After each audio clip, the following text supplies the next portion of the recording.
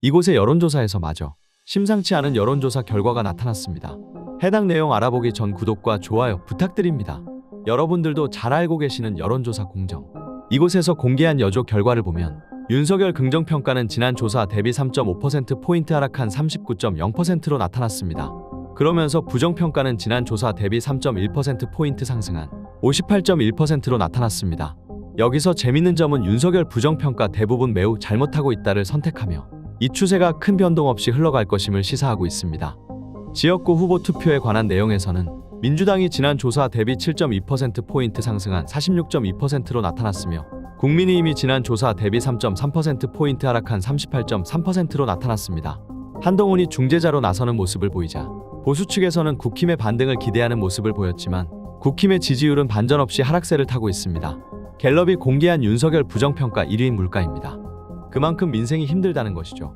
그런데 국민의 감정을 직격하는 대파 논란이 발생하니 지지율 하락세는 당연한 수순이죠. 그러면서 비례대표 정당 투표에 대해서는 국힘이 지난주 대비 9.7%포인트 하락하는 모습을 보이며 민주당은 소폭 상승, 그리고 조국신당이 2.8%포인트 상승하는 모습을 보였습니다.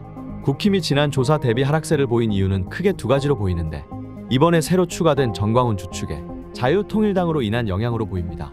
그러면서 윤석열 심판론이 민심이 고착화되기 시작하자 국힘의 지지율이 하락, 민주당 그리고 조국신당이 상승하는 것이죠. 이번 공정에서 공개한 추세를 대략적으로 보면 보수 진영은 하락세를, 진보 진영은 상승세를 타고 있는데요. 이는 다른 여조와 크게 다를 것 없는 추세입니다. 대부분 결과에서 민주당이 매우 유리한 상황을 가져가고 있다는 것을 손쉽게 확인할 수 있었죠. 국힘을 향한 민심이 심상치 않게 나타나자 보수 측은 범야권 200성론을 펼치며 보수의 결집을 노리는 듯한 모습을 보입니다.